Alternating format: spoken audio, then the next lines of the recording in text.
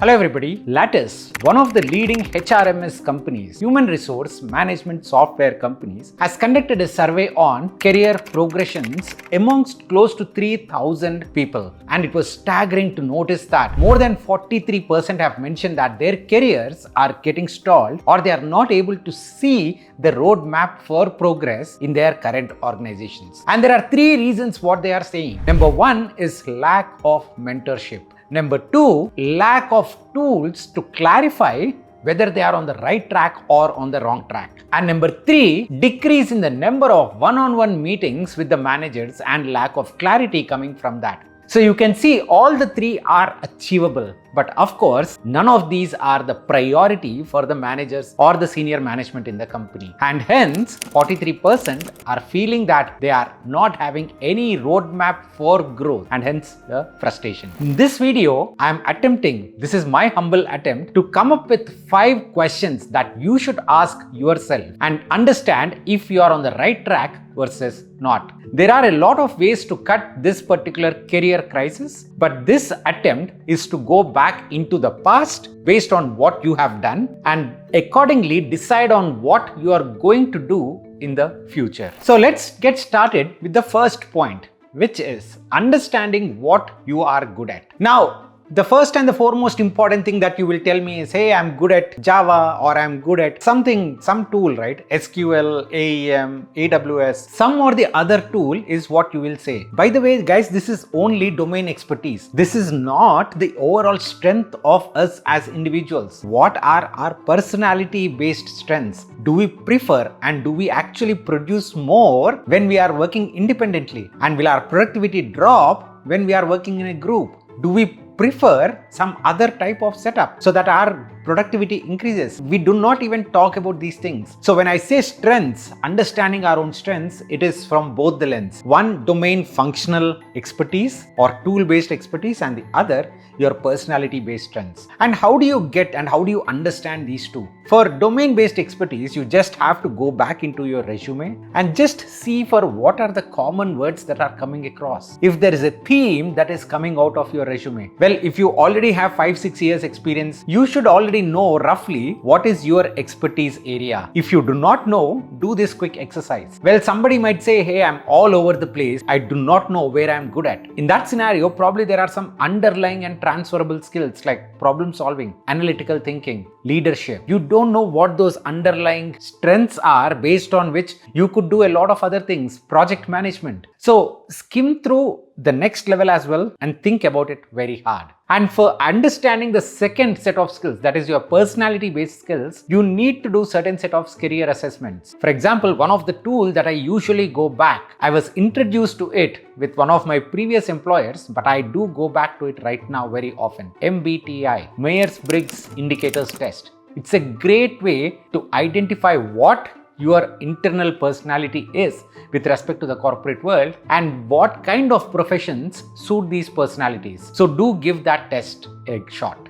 Now, once you do these two things, you will get at least the bedrock of how you need to think about the future. That is, at least know what your strengths are. You should never be in a position after 5 to 6 years in the corporate world that, hey, I don't know what my strength is. It's a different thing that, hey, you have an expertise in one area, but you don't want to continue working in it. That's a whole different conversation, but at least you should know what you are good at. Now, the second question that you should be asking is, now this is my skill set. How do I take it forward? What are some of the things that I can do to actually get to my goal in the next 5 to 10 years? And this is where things like upskilling comes into the picture. If you know very clearly that, hey, this is where I am and this is what I want to do, will this course help me get there? A simple question before you go ahead and purchase an upskilling course or get into anything is, why am I doing this? And how can this help me? Let me give you an honest suggestion as well, guys. There is one thing which is always better than an upskilling course, and that is your personal experiences. If there is an opportunity for you to build that experience, please do that. And how can you do that?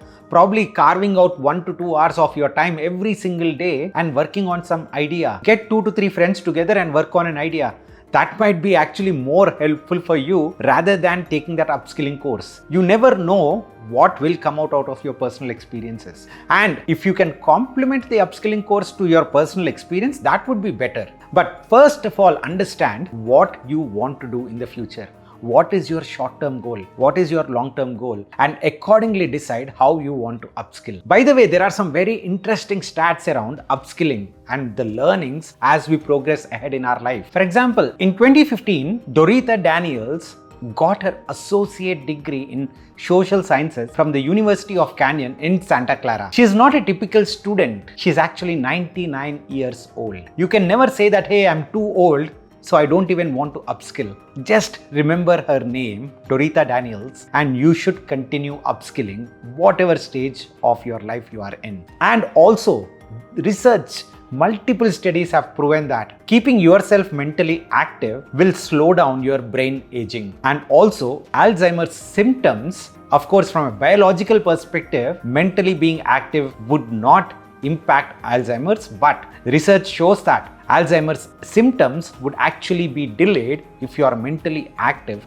for a very long time. So it is not just about our career purposes, but it is also about how we as individuals age and how we protect our health. So please do not ignore the continuous learning aspect and how you want to grow in your own career. There are definitely some parts of our brain which are completely locked away since we left the college. So try to unlock them and use them again. The third thing that I want to highlight is what are the trade-offs that you want to make versus what are the trade-offs that you don't want to make. For example, I had a very good friend at INSEAD and he did not apply to a single consulting firm, a single investment banking firm, and he applied to a lot of other companies. Even though the salary was very high for the IB and the consulting companies, he was very sure he didn't want to compromise on the lifestyle aspect. And hence he said, I'm not even applying to these companies. I had another friend who went to IIM Ahmedabad and he said that whatever is the job that I'm doing, I want to make sure that I get good amount of time to spend with my 1-year-old boy. And personally, I also left my corporate job so that I can work on the stuff that I love to do and also spend more time with family. So the priorities for different individuals are different and you need to come up with, hey, what are your priorities and what are some of the things that you cannot trade off. Once you have this list, it becomes very easy for you to say that, hey, this is where I'm going to spend my time. The fourth thing is about purpose. What is the purpose of your entire career? Where do you want to go? A lot of times we believe that just earning more money is what we want to do. But no, after a certain point, I have a lot of friends in late 30s, early 40s, and for them, it's not about money anymore. Career satisfaction comes from a lot of different things. Working on something innovative, working on something which is very impactful for the society, or working on something which is in their passion area. For me, it is education. So the purpose comes from different things once again. And how do you know your purpose? That is only possible through one way. Take 5 seconds and let me know what do you think is the way you will find your purpose.